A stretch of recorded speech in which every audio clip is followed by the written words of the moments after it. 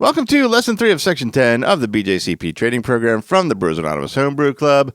We're continuing our section covering wort production. This is Lesson 3, and in this lesson, we are looking at mashing methods. The mashing method begins by doughing in. Doughing in is the term given to adding the crushed grains to our hot water.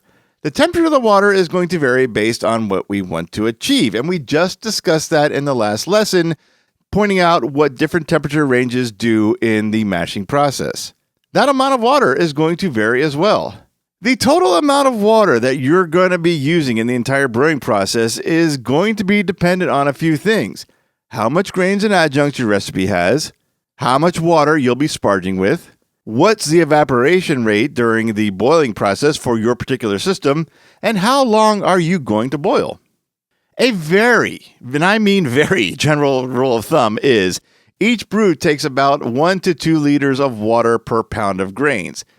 Now that's a pretty wide range, and we just talked about the last slide that there are a lot of factors to consider when you determine your final volume of water.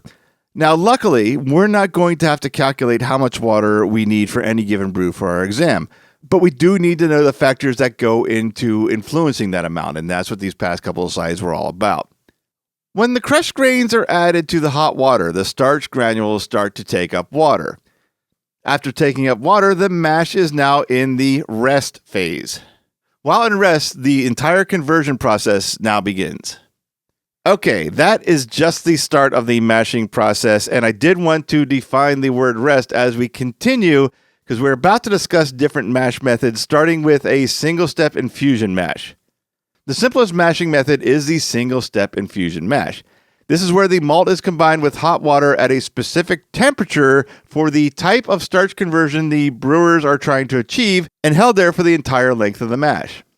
Using fully modified malts allows us to skip most of the mashing steps and temperature ranges we discussed in the last lesson and just go right into the saccharification rest. The single-step infusion mash requires us to maintain a single temperature during the entire length of the mash. That temperature range is typically 142 to 165 degrees Fahrenheit, though you're much more likely to see recipes fall in the 148 to 160 degrees Fahrenheit range. We discussed this a little bit before. The lower the temperature range, the more fermentable the sugars, and the thinner and drier the beer will be. The higher the temperature range, the more complex the fermentable sugars become, leading to a fuller-bodied beer. Brewers maintain this target temperature by using a temperature-controlled vessel or by adding very hot or boiling water to the mash to raise the overall temperature when the mash temperature falls below the desired target. So this is a first in this program. We've kind of already covered this technique without directly trying to in our last lesson.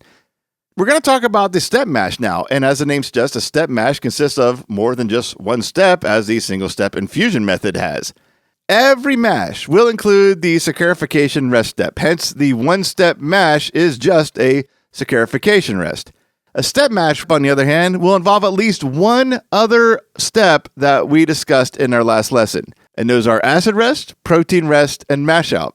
These additional steps are going to depend on what malt or adjuncts we're using. There's nearly an endless amount of scenarios that we could discuss by picking some under-modified malts and adjuncts to use as examples, but again, luckily we don't need to know that for this part of the exam. We've already discussed what each one of these steps does in the mashing process in our last lesson, and that's the information we're expected to know. The next mash method, and by far the most labor-intensive mash method, is the decoction mash. Decoction mashing involves taking about 1/3 of the thick mash, which is the grains with as little additional liquid as possible, taking this thick mash, boiling it for 15 to 30 minutes, then returning it back into the main mash and mixing it all back together. This can be repeated several times depending on the modification needed to make the malts in the mash the beer to the style you're trying to brew. This step usually isn't done more than 3 times, but as we say with everything in brewing, there's always exceptions.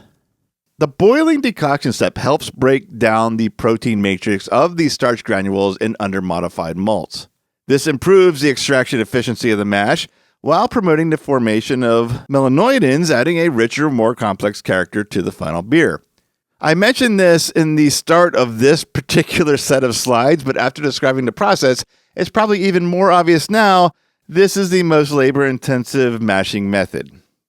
Decoction is a traditional method for many lagers, but there are some possible side effects that can crop up while doing a decoction mash that we need to be aware of. There's a risk of extracting higher levels of tannins and DMS precursors from the grain husks, but this can usually be avoided by making sure that the mash maintains a proper pH level. And finally in this lesson, there is the double mash. This is in essence a combination of an infusion mash and decoction mash. The process involves two separate mashes. The main mash is the crushed malt, typically done at the acid rest temperature range. The second is where the non-flaked raw adjuncts are boiled with a small amount of crushed malts. This is the cereal mash that has been mentioned a few times in these past couple of lessons. The cereal mash is boiled for at least 1 hour to gelatinize the starches. Once that boil is complete, the cereal mash is added to the main mash, and the entire mash is brought up to the protein rest temperature range, then the saccharification rest temperature range. The double mash method is the most common method when brewing beer with large amounts of raw grain adjuncts like corn or rice for beer styles like American light lagers. So, we've taken a look at several mash methods in this lesson. No matter which one we use, there's going to be one thing they all have in common. When they're all done, the liquid needs to be separated from the grains to continue our brew day, and we're going to learn about that process in the next lesson. So, I will see you there.